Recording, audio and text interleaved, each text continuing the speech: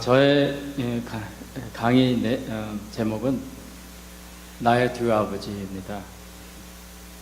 저는 어린 시절 때 여러분과 좀 달리 좀 참 아픈 시절을 이렇게 겪은 사람입니다. 저는 아버지 어머니가 계셨고 제가 있었고 또 제 밑에 남동생이 있었어요. 아버지는 한때 장사를 잘 하시다가 실패하는 바람에 술을 많이 드시게 되고 중독이 되어가지고 집에 들어오면 어머니를 학대하고 그때 나이가 제가 한 5살, 많아봤자 5살, 제 동생 한 3살 정도 되었을 텐데 아버지의 모습은 항상 들어오면요 이 얼굴을 붉었고 그냥 술에 가득 채워가지고 이것저것 던지고 어머니를 우리들 보는 앞에서 때리고 학대하고 또 그 다음날 나가서 어디론가 또 사라져서 저녁쯤에 또 들어가시면 또 술 취해가지고 어떤 땐 어디서 얻어맞아가지고 이 상처가 막 나고 어떤 때는 이제 컨트롤을 못해가지고 화로에다가 자기 무릎을 넣고 그게 타게 되면 아픈 것도 생각지 안 하고 하도 이렇게 뜨겁다가 타니까 그때 다시 이렇게 무릎을 빼고 하여튼 참 제가 볼 땐 저희 아버지 굉장히 참 불행하게 살았어요. 그리고 왜 어머니를 그렇게 많이 학대하시고 때리시는지 어린 저에게는 아직도 잊혀지지 않아요. 한 번은 어머니께서 제 다리가 한쪽 다리가 문제가 있어가지고 저를 데리고 이렇게 의사를 찾아가서 뭐 좀 약이라도 받아올까 하면서 저를 등에 업고 가면서 저한테 부탁을 하시더라고요.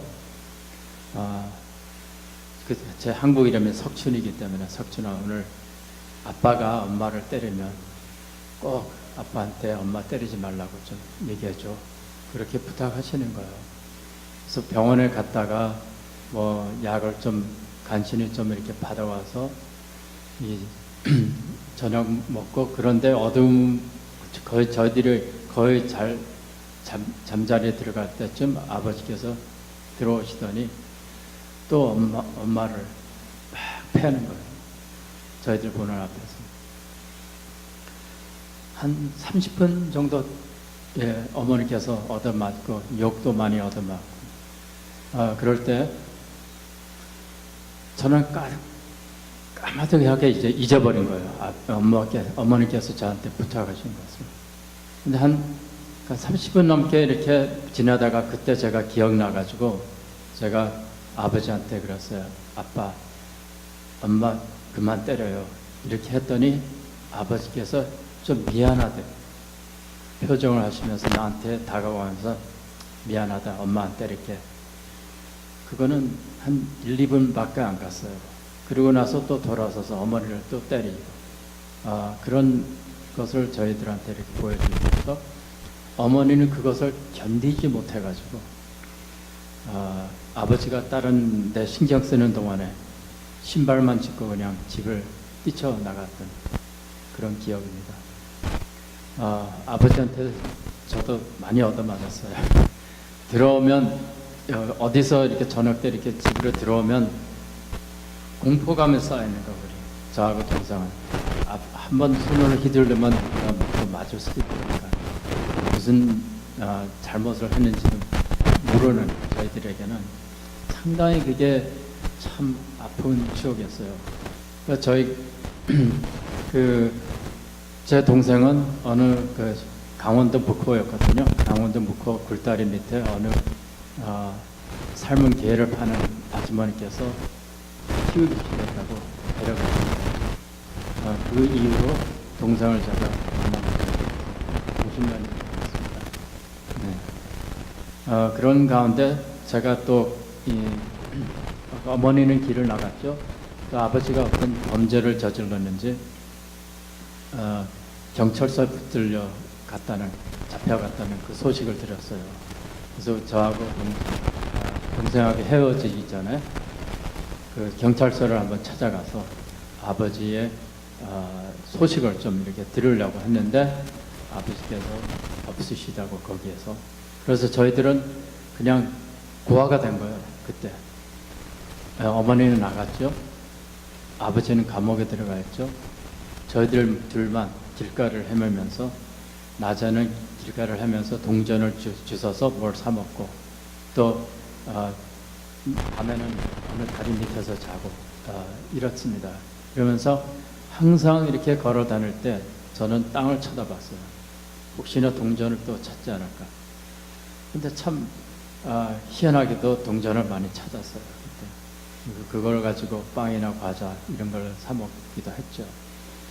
그런 생활을 이렇게 하다가 동생은 그 아주머니께서 데려가시고 저 혼자 이렇게 남게 됐는데, 제가 혼자 이렇게 길을 다니면서 헤매다가 어느 신사분이 저를 한 고아원에 이렇게 데려갔습니다.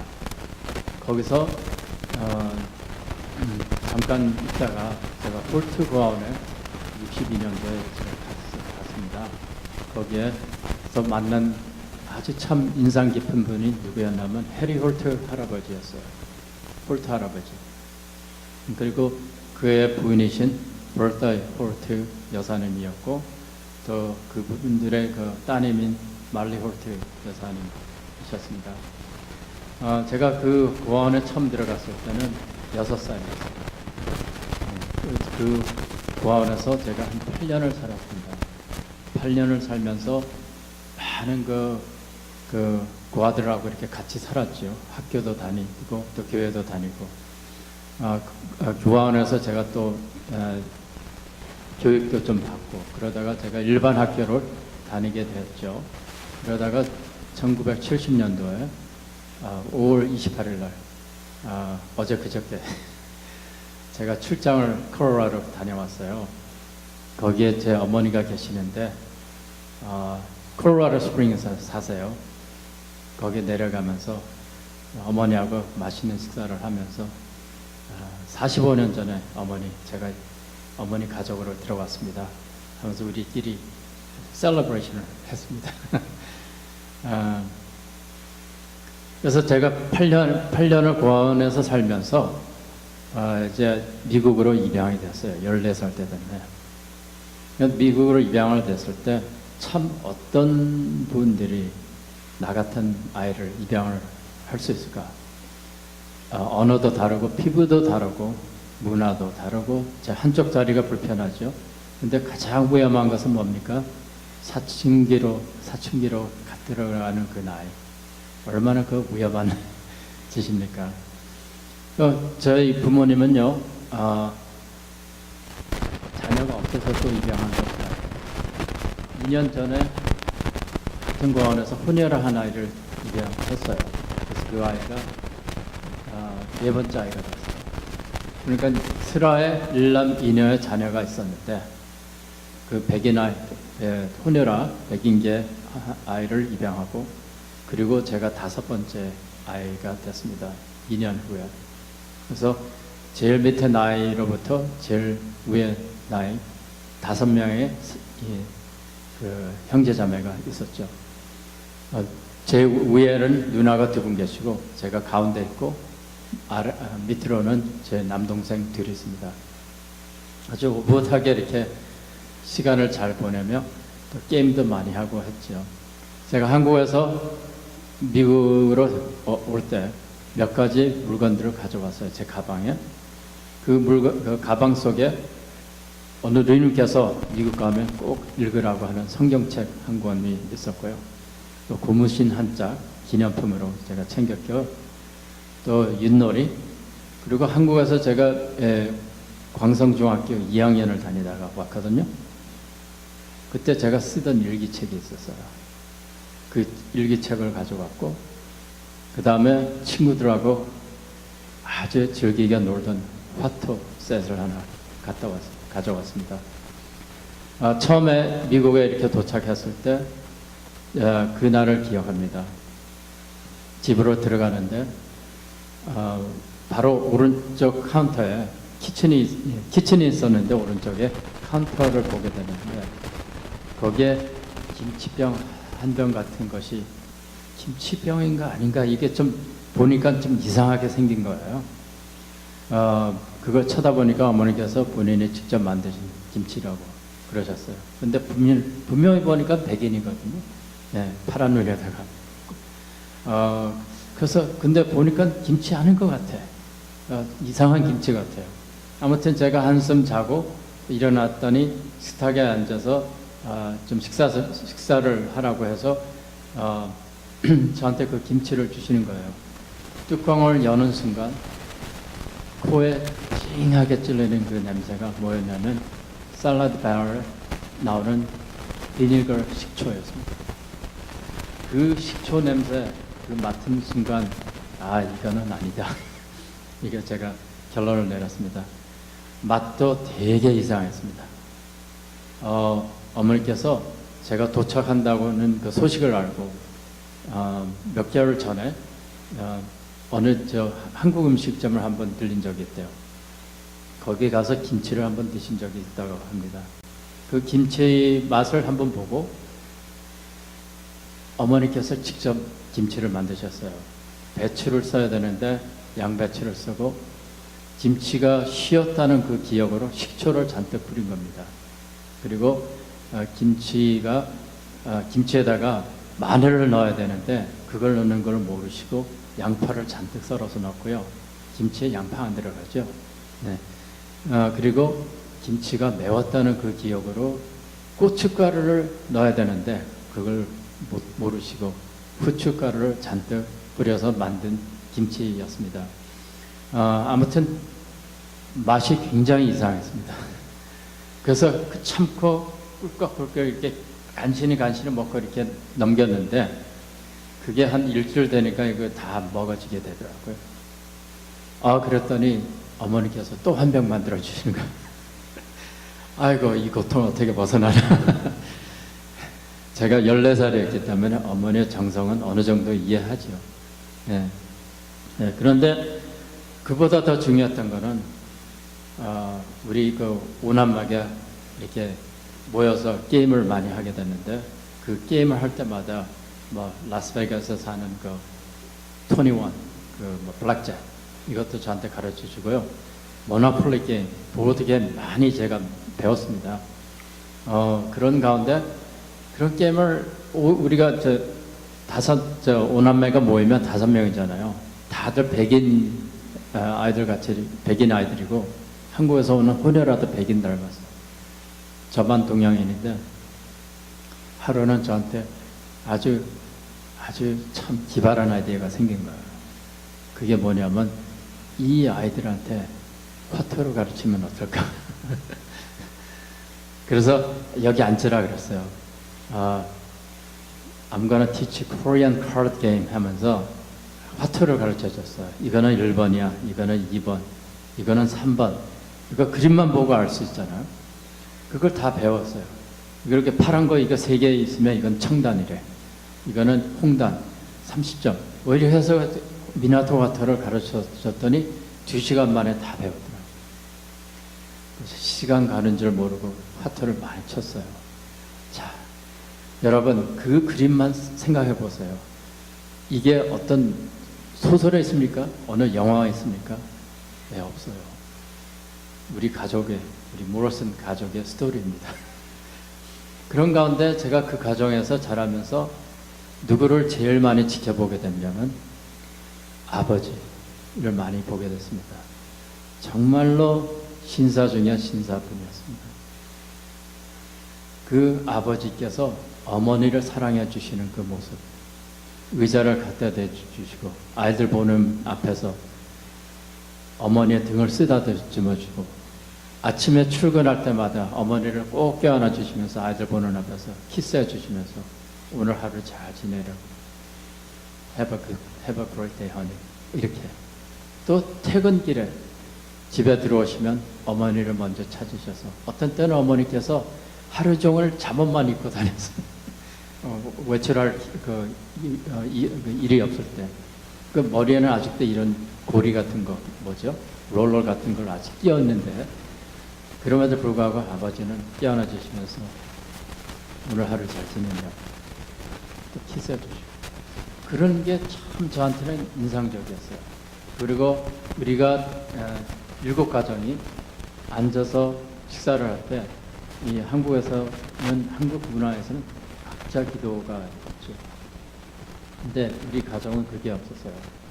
다 함께 앉을 때까지 기다리는 거예요. 그래서 손잡고 기도합니다.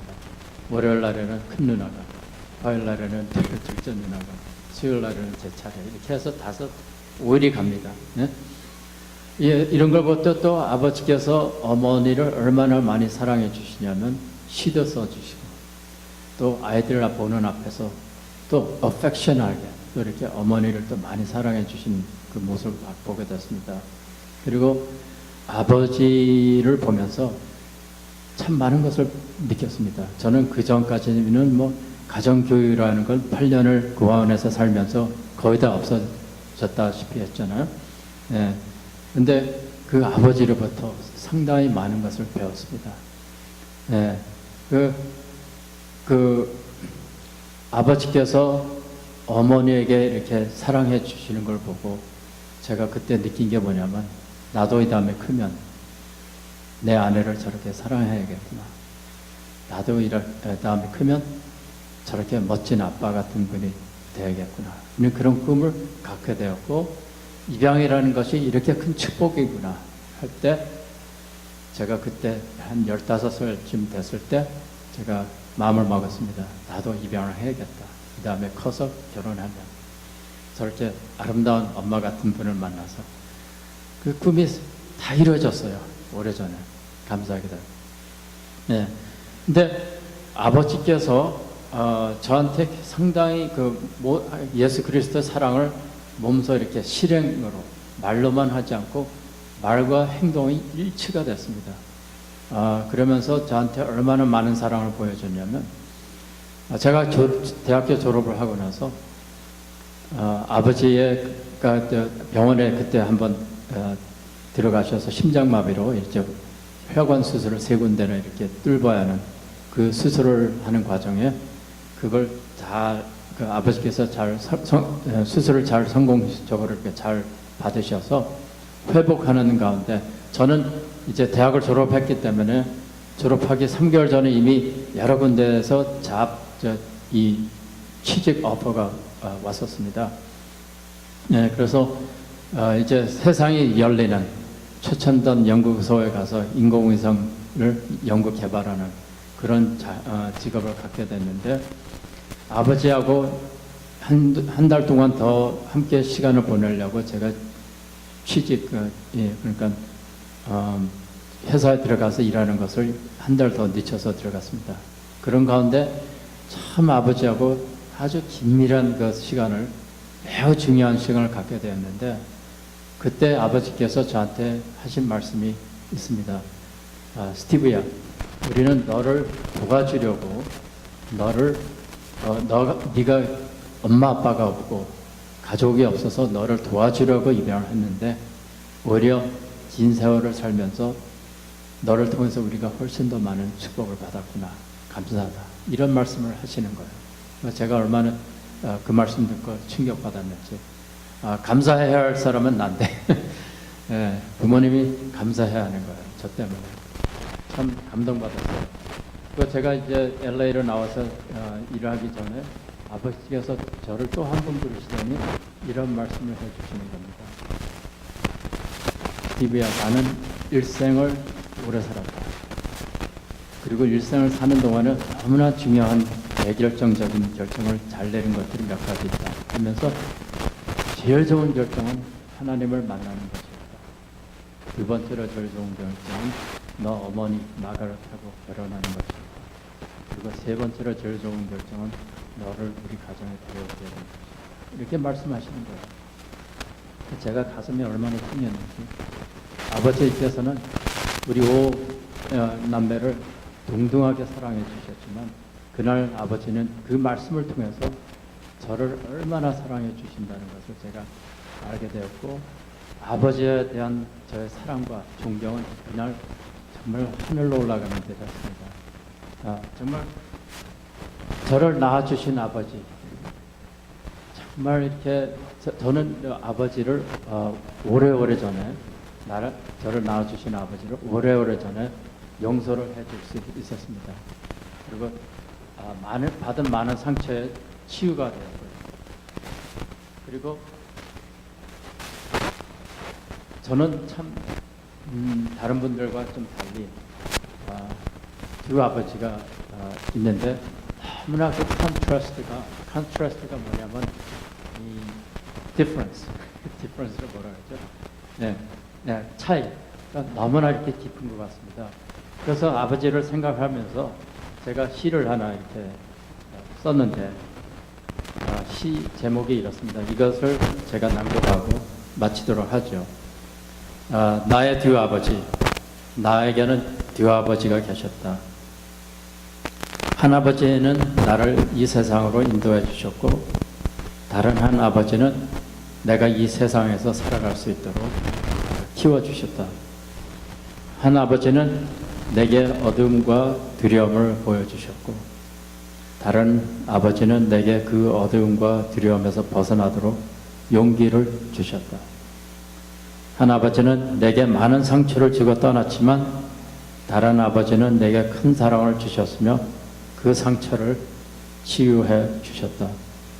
한 아버지는 아버지에 대한 사상을 파괴하였지만, 다른 아버지는 참다운 아버지의 모습을 보여주셨다. 한 아버지는 어머니를 외롭게 만들며 아프게 만들었다. 다른 아버지는 어머니를 가장 친한 친구로 삼아주었다. 한 아버지는 말과 행동을 통해 어른들에 대한 신뢰를 잃게 만들었지만, 다른 아버지는 말과 행동을 통해 그 신뢰를 다시 찾도록 도와주셨다.